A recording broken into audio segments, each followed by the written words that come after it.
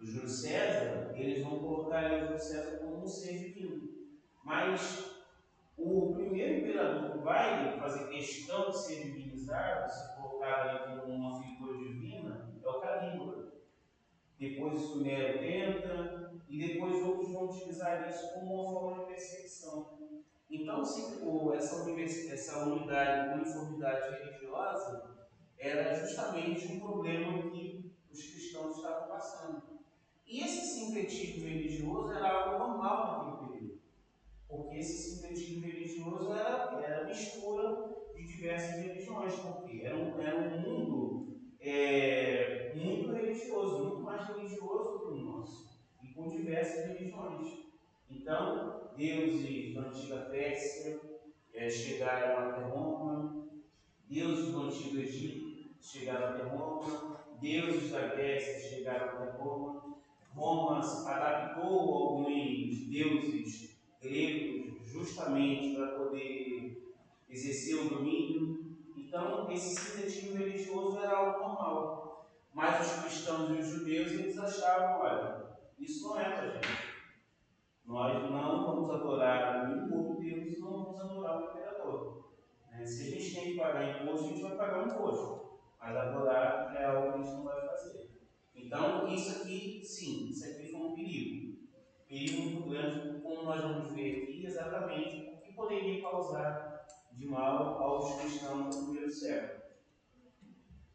Aí é o culto do imperador. O imperador ele passou a ser uma figura divinizada com o tempo e tinha, sim, o romano defendia essa questão da divinização do imperador. E o imperador deveria ser adorado das mais diversas formas.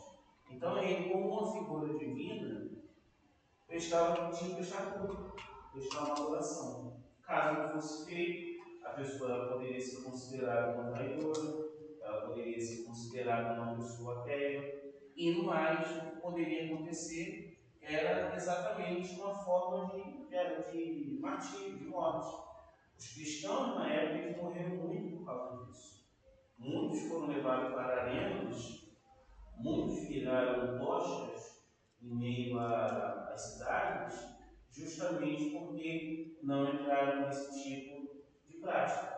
Então, eles defendiam a fé, eles se mantinham firmes e não caíram na ideia de adorar ao imperador, essa divinização de uma pessoa. O que eles poderiam fazer era exatamente as práticas comuns, era pagar imposto, o trabalho que deveriam pagar, dar a César o que ele serve, o imposto. Então vamos pagar, mas adorar não, não prestar culto. Lealdade, eu não preciso dessa lealdade do império, porque o meu reino não é daqui. Então, tinha todas essas questões que foram passadas ao longo do tempo que ajudavam os cristãos a se manterem firmes na fé e exatamente não cair em práticas pagãs como essas. Aí, outra forma de sincretismo era exatamente a adoração de deuses de outras regiões. Aqui é o deus Mitra, como eu falei, os romanos eles vão adaptar muitos deuses, deuses gregos, deuses persas. A Mitra, que é esse deus aqui está matando um povo. Era um deus que era considerado como o deus da destruição e do caos, da força da destruição. Os romanos eles usavam esse deus como uma forma assim, de se apropriar da força, de manter ali uma forma de domínio sobre os outros. Então, esse sincretismo mostrava um Deus cada vez mais pessoal. Por que um Deus mais pessoal? Porque antes eles adoravam deuses mais voltados para as suas regiões. Eu nasci no Egito, eu vou adorar um Deus do Egito. Eu não nasci na Grécia, eu vou adorar um Deus grego. Agora não. Esse Deus é um Deus mais pessoal. É um Deus que é mais próximo dessa pessoa que escolhe fazer devoção a ele. Então, esses deuses, eles iriam de alguma maneira exercer uma força na pessoa que escolhesse adorar, e exatamente essa pessoa deveria rituais, fazer cerimônias para adorar e para celebrar esse Deus. Tá? É uma forma de devoção de uma pessoa a um Deus. Aí vem uma questão importante, porque esses primeiros cristãos eles vão enfrentar, além desse sincretismo, eles enfrentam as diversas filosofias da época. Tinha filosofias de todas as partes do mundo. Então os cristãos eles vão enfrentar circunstâncias difíceis exatamente por causa do que essas filosofias elas podem causar dentro da fé cristã, dentro do seio da fé cristã. Então a filosofia grega ela vai ser de alguma maneira importante para a manutenção da fé cristã no sentido da defesa, utilizar alguns aspectos da defesa. Por quê? Como eu falei antes, a fé cristã não tinha ainda elaborado o cânon bíblico.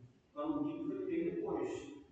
Então, muitas coisas eram passadas por ensinos, tinham outros livros que eles utilizavam como livros de fé, os pais apostólicos, por exemplo, que eram homens que ou caminhavam com os apóstolos, com os 12 apóstolos, ou que caminhavam com alguém que caminhou com eles, e eles deixaram algumas coisas escritas.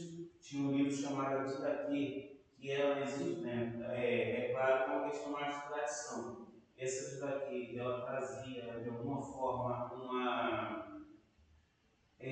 ordenanças, conselhos para que os cristãos pudessem exercer a sua fé. Mas antes desses livros, ou até mesmo antes do cânon, a filosofia ela vai ser importante de alguma forma para manter os cristãos firmes na fé. Porque o sincretismo religioso ele avançava muito naquela região e caso o cristão ele não assumisse uma daquelas tradições, não adorasse um daqueles deuses, ele poderia ser considerado um traidor. A filosofia platônica ela vai ser importante. Platão, ele era discípulo de Sócrates, né, um dos maiores filósofos do mundo antigo. É considerado o maior exatamente pela proposta filosófica que ele traz. Né? O Sócrates ele vem com a ideia de investigar a própria questão humana. Antes de Sócrates vieram o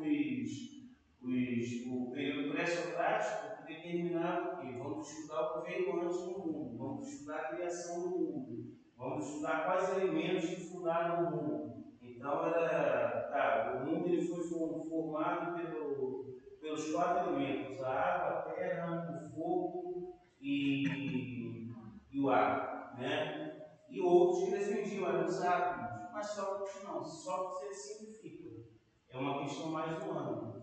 E o discípulo dele, que vai fazer a escola, que é o Platão, ele vem com uma proposta que vai ajudar os cristãos.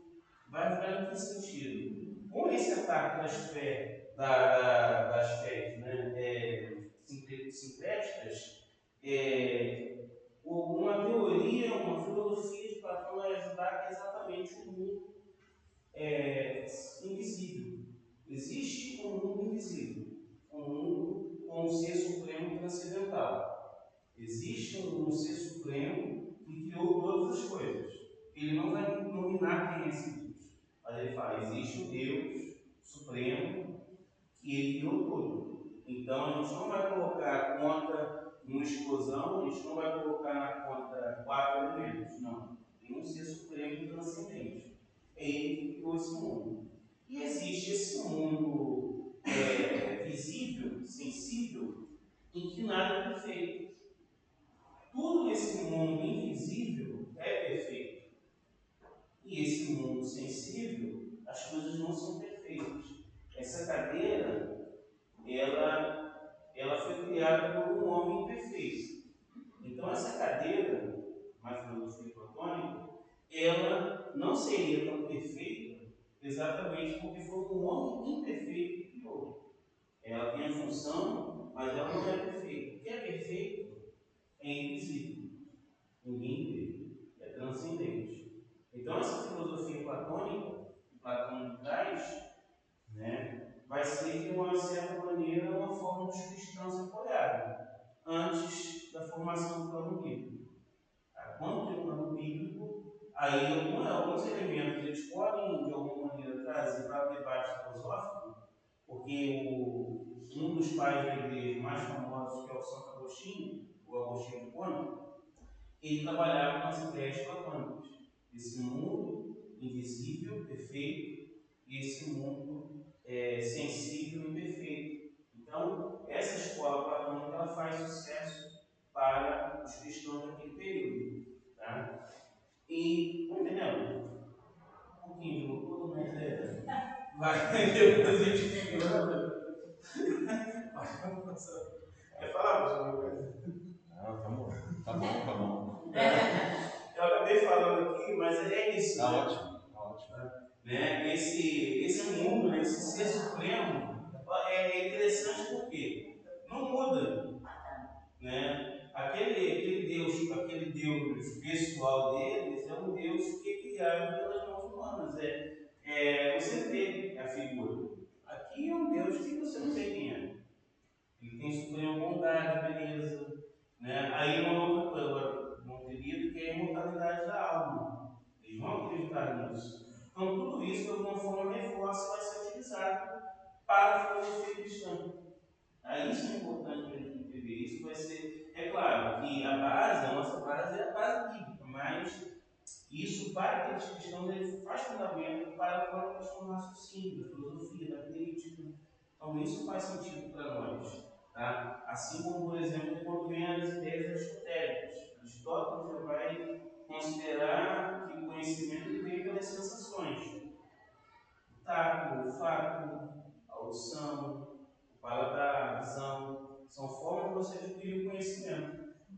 Aí isso vai ser utilizado depois pelos próprios cristãos, mas aí já em outro período da Idade Média, no século XIII, aí já vem Tomás de Aquino. Então, assim, a filosofia ela está presente na nossa fé, de alguma forma.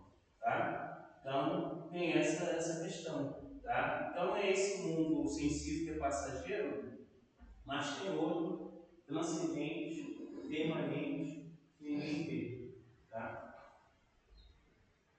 Aí vem uma filosofia helenística, que é o estoicismo. O estoicismo é uma das filosofias helenísticas.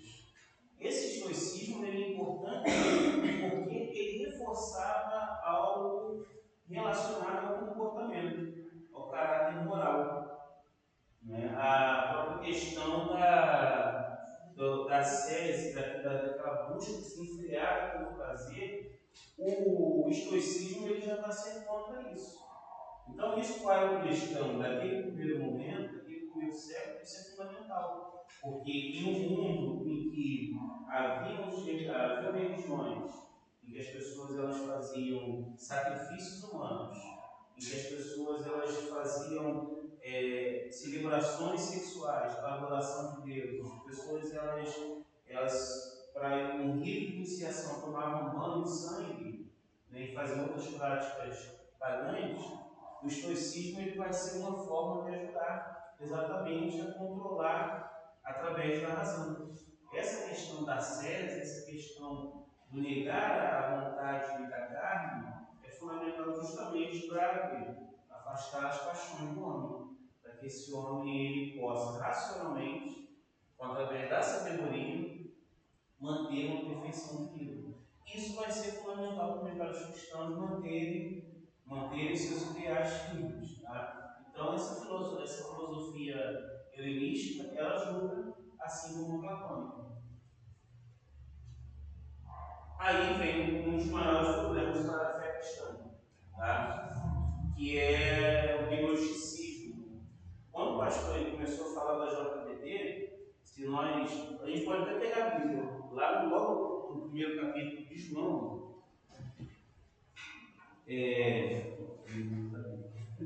no primeiro capítulo de João, do Evangelho, já vai mostrar que é uma forma de contestar essa heresia.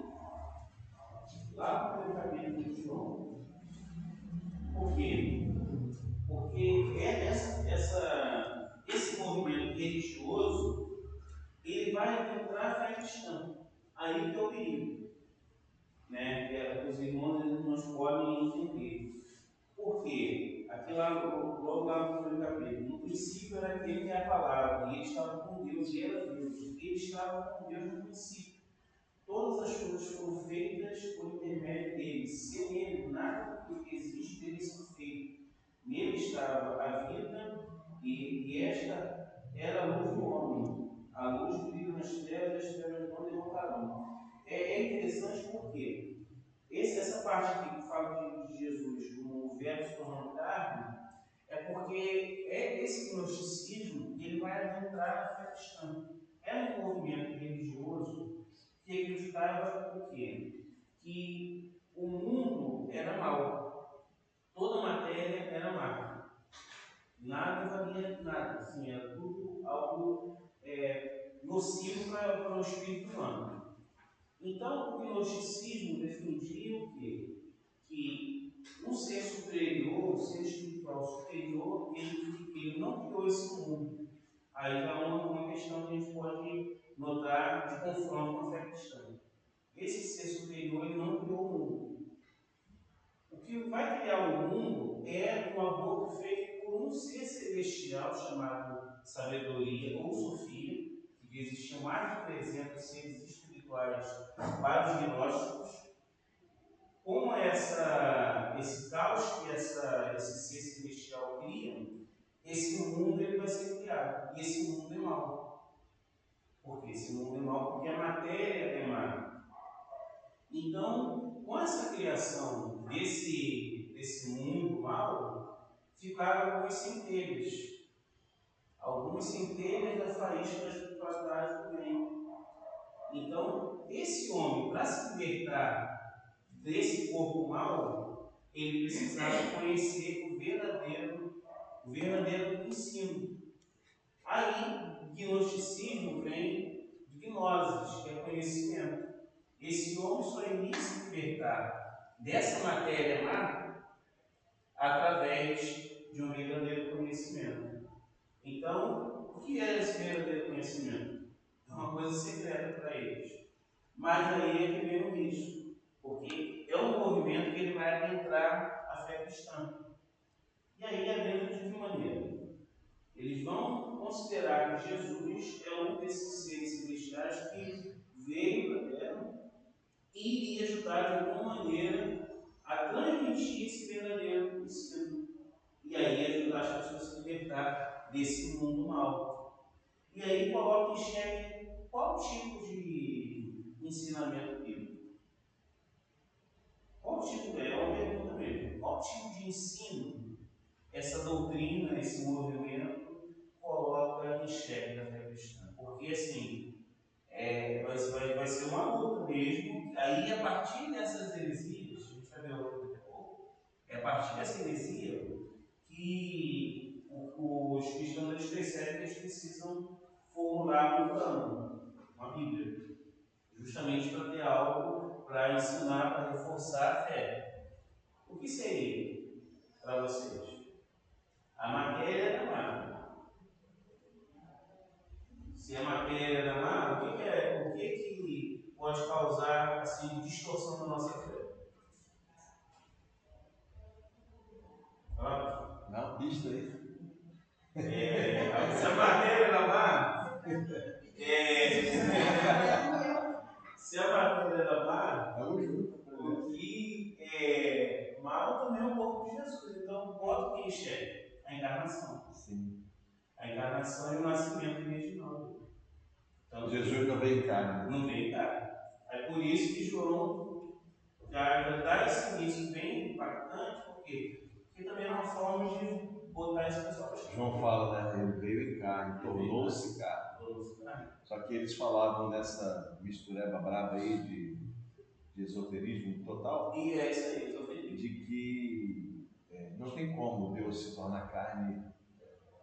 Aí, exatamente, tanto João, lá nas cartas, né, que você vai falar das cartas depois, o próprio Pedro e assim por diante, o pessoal vai combater muito dessas coisas. É exatamente isso, porque eles colocam em xeque a questão da carne, mas também porque colocam em xeque a própria ressurreição de Jesus. O nascimento. Mais do que aqui, só olhando esse texto aqui, dá para a gente entender uma coisa. A criação. Então coloca aí, ó, o nascimento, a criação, esse mundo é mau, coloca a criação, aí vê aonde fica lá o Gênesis, Deus e tudo será bom. Né? Fica mistério. É uma coisa que já não fica no lugar. A encarnação, o nascimento, a encarnação, a ressurreição de Jesus. Né? Porque quando eles vão dizer isso, ele vai surgir uma outra heresia que é o gnosticismo. E Jesus ele é somente uma aparência. Então, essa é uma coisa problemática. Aí, esse gnosticismo, ele vai fazer uma escola que vai, de alguma maneira, incentivar a criação de evangelhos gnósticos, que é baseado nesse esoterismo que o pastor está falando, né? Que são, de alguma maneira, os apócrifos. Tá? Então, era algo perigoso, então precisava contestar. Aí vem o cristianismo judaizante. Esse cristianismo judaizante, eu gostaria que os irmãos abrissem lá em Gálatas 5, de 1 a 6. E o Atos nós não vamos ler todo, mas a gente vai ver um trecho importante exatamente para a nossa compreensão.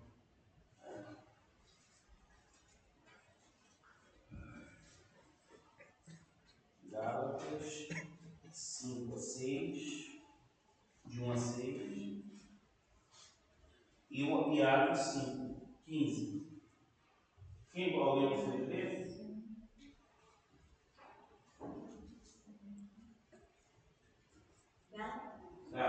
Pode ler 5, 1 a 6. Foi para a liberdade que Cristo nos libertou. Portanto, permaneçam firmes e não se deixem submeter novamente a um jugo de escravidão. Ouçam bem o que eu, Paulo, lhe digo. Caso se deixe circuncidar, Cristo de nada lhe servirá. De novo declaro a todo homem que se deixa circuncidar, que não obrigado a cumprir toda a lei. Vocês que procuram ser justificados pela lei, separam-se de Cristo. Saíram da graça. Pois é mediante o Espírito que nós aguardamos pela fé a justiça, que é a nossa esperança. Porque em Cristo Jesus nem circuncisão tem efeito algum, mas sim a fé que atua pelo amor. Então, ali é o exemplo, né? Porque esse cristianismo judaizante, eles queriam de alguma maneira manter os cristãos presos à antiga lei judaica, que é exatamente a questão da circuncisão. Então, os cristãos eles estão recebendo a mensagem, né? Os novos convertidos estão recebendo a mensagem, estão crescendo no mundo, mas aí, alguns que se converteram ao cristianismo, eles ainda acreditam que precisam se manter presos à lei mosaica, principalmente com relação à circuncisão. Aí existiam dentro desses grupos, uns que eram mais radicais, que acreditavam que poderiam optar por sim ou não, mas tinha, aliás, os moderados, então, assim, mas tinha mais radicais que falavam que tinha que se circuncidar. Aí, em Atos 15, é que nós vamos ver alguns momentos assim, marcantes, porque é o momento do Concílio de Jerusalém. Lá em Atos 15, nós temos o Concílio de Jerusalém. É marcante assim também como tem o debate dos gentios, mas esse Concílio de Jerusalém é a primeira reunião ali que a igreja vai fazer com uma coisa tão imensa, né, como essa, um problema como esse. Aí ali eles vão debater, vão conversar e vão perceber o que eles podem fazer, o que não, e contestam essa circuncisão. Tá? Então é uma questão mesmo a gente percebendo aí, caminhando junto na proposta. No caso da história, né, caminhando junto. Pode passar, por favor. Aí sim, já passando, finalizando esse trecho. O cristianismo é diferente em quê? O cristianismo ele vai ser diferente exatamente porque o cristianismo ele não tem politeísmo, é somente um Deus. Então, todo aquele contexto religioso, sincrético, tanto os judeus quanto os cristãos permanecem monoteístas, só um Deus. Ídolos, uma coisa que não existe para eles. Então, judeu, cristão, não quer. Não vai ser algo que vai ser um problema assim, deles buscar ir para cima. Não, eles vão se afastar. Isso difere ele dos outros grupos. O caráter cristão, o ethos, esse caráter da moral, da boa vida, de se afastar dessa luxúria que aquele mundo colocava, de se afastar de toda aquela forma de vida profana, né? De matar pessoas, sacrificar animais para rituais, o caráter cristão deixa de lado. Esse Deus dos cristãos eu gostaria de ler um trecho que eu achei muito bonito do livro do Paulo Mono, que vai falar exatamente a própria questão do que diferencia, vai falar muito do que Deus é, né? A ausência de imagens dentro do judaísmo e também do cristianismo aponta diretamente para a ideia de que o Deus dessas duas tradições é transcendente. Os deuses politeístas, os ídolos, são deuses e ídolos comuns, são criados pelos homens. E esse Deus dos cristãos é um Deus transcendente. Então a gente não consegue ver a imagem dele. A gente não sabe quem ele é. Sabemos que ele é transcendente. Ele é invisível, ele está em outro lugar. Ele não está perto de uma forma que seja possível fazer uma imagem que pareça com ele. Aí outro texto também que eu achei também muito bonito passar para os irmãos é exatamente a diferença que vai ser da distinção cristã da cosmovisão grego-romana. A possibilidade do ser humano ter um contato direto com esse ser é transcendente, mas ao mesmo tempo você pode ter um relacionamento com ele. Então aqueles deuses aqui são deuses que é só aqui. Se ele está aqui, você tem esse relacionamento com ele, mas é um relacionamento muito voltado de maneira para rituais e celebrações pagãs, para questões mais voltadas para pessoas. Esse Deus, apesar de ele estar num mundo transcendente, ele também está perto. É uma diferença. E outra coisa, aí vem uma questão que é exatamente essa transcendência. Ele criou toda a forma perfeita, é a criação. Sendo assim, o ser transcendente tem um plano redentivo para a situação caótica do mundo, e particularmente ao da humanidade. Essa ideia se correspond diretamente com a visão grego-romana, na qual não havia senso de pecado, e consequentemente nenhuma necessidade de salvação. Esse Deus transcendente dos cristãos é um Deus que está em outro lugar, que a gente não percebe, não tem como fazer, como os deuses pagãos, mas é um Deus que dá para se relacionar, e ao mesmo tempo é um Deus que se preocupa com a própria salvação. Os outros não. Tá? E aí vem a principal diferença dos cristãos para as outras práticas religiosas, que é Jesus. Que é exatamente o que vai diferenciar os cristãos dos judeus, que é a figura de Jesus.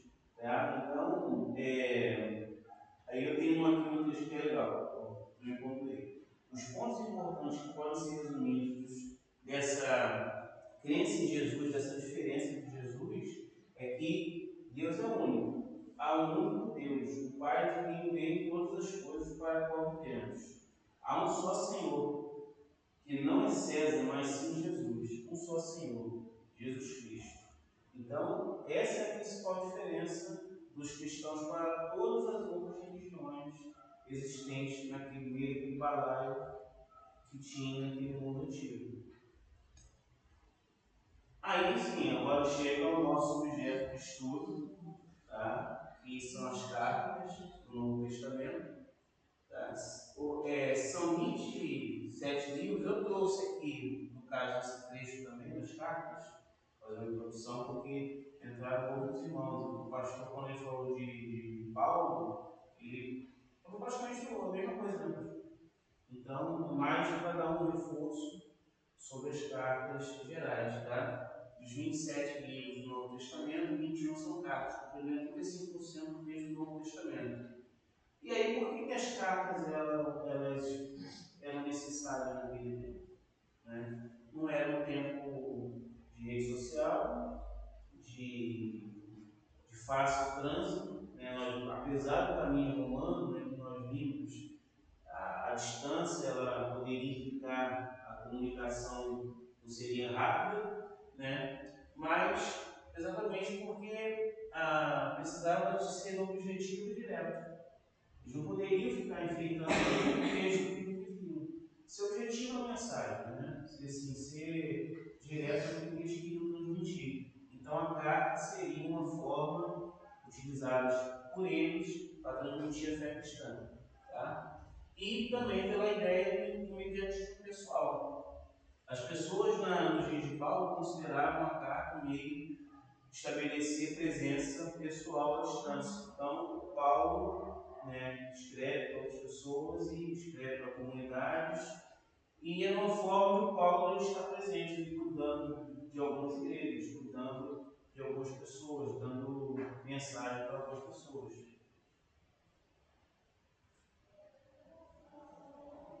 Aí, os amanuenses, porque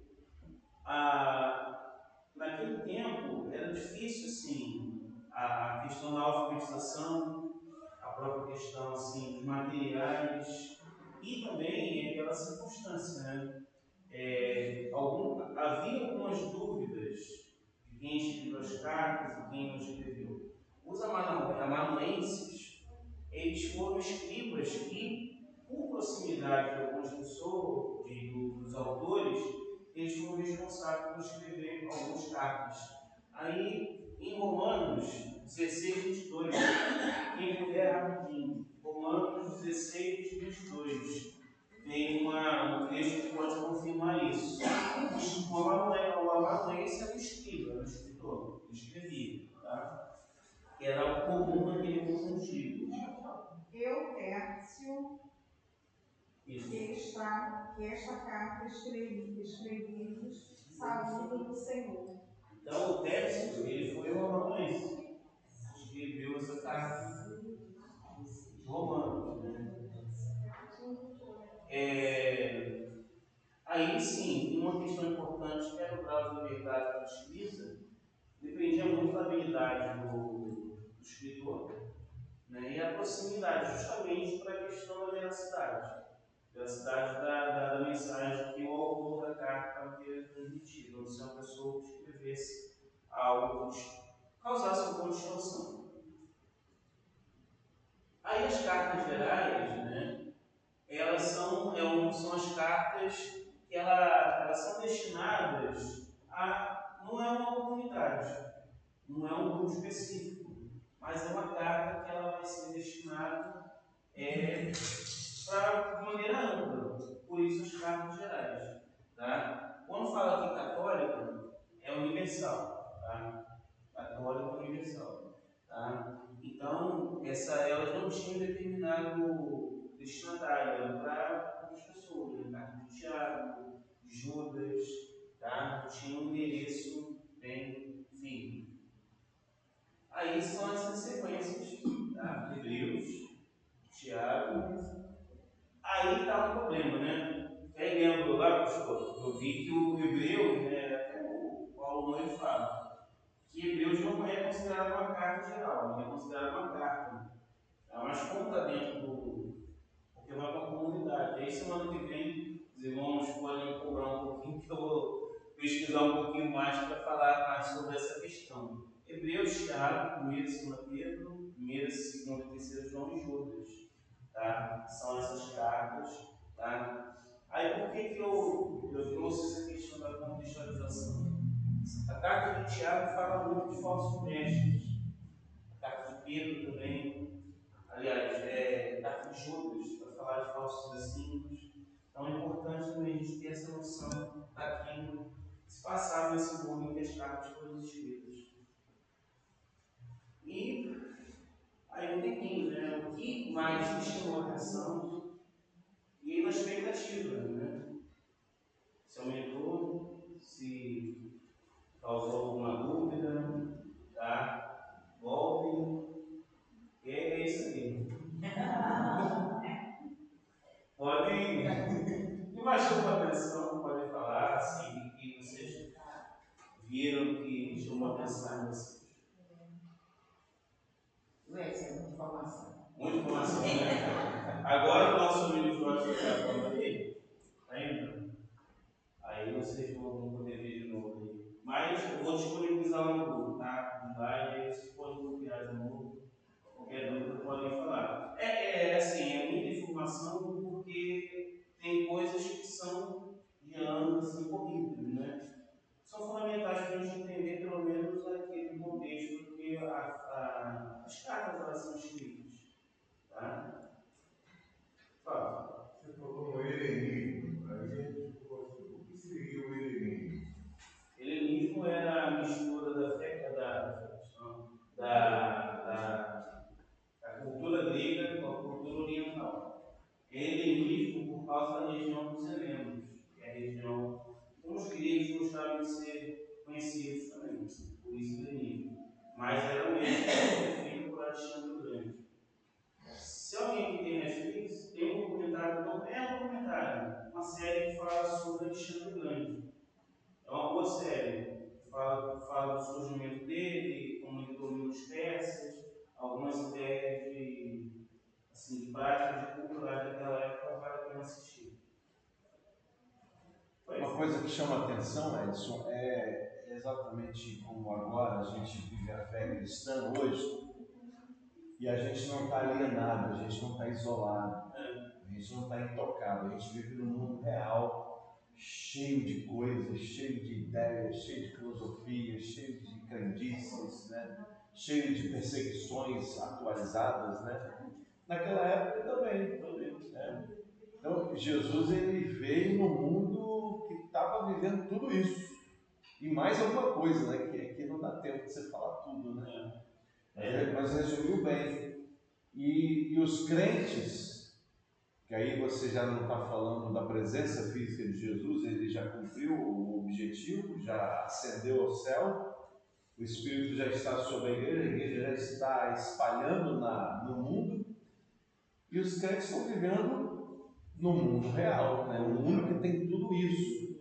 Então a fé em Cristo, ela é vivida nessa realidade e se aplica completamente a nós hoje. Então toda essa história, esse pano de fundo que você falou aí para a gente, muito bem resumido, daquele tempo onde as cartas que a gente vai estudar com você foram escritas, é exatamente onde as pessoas vivem. Aí a gente vai entender melhor quando Pedro, por exemplo, ele fala lá sobre ficar firme no meio da perseguição. A gente vai entender melhor quando João fala lá para ter cuidado com o espírito do anticristo, porque eram as heresias e tudo mais. Essas coisas nos ajudam a entender melhor o texto bíblico e aplicamos melhor para a nossa vida e a nossa fé. Esse texto dos cristãos aqui, como você falou, né? Transcendental. Isso, invisível, né? Eu fiquei pensando assim, Jesus, né? Ele está longe, mas ao mesmo tempo está perto, porque ele está em nós, né? No Espírito Santo de Deus. Então, a gente sempre tem essa liberdade nele, né? E outra coisa que eu pensei assim, pensando assim, alguém me está informando? Como é que é? Se alguém vai para provar. Não, só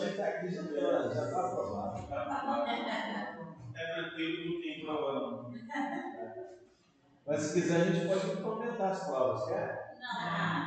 Elaborar um poema. Mas, geralmente eu costumo ficar em recuperação. Eita, vamos melhorar isso. Foi. Ok. Vamos fazer um intervalo agora, né? Vamos orar para que a rede volte. Que a rede trazer os lanches para a gente comprar, né? Gente, alguém incentiva a Neide a voltar para o curso?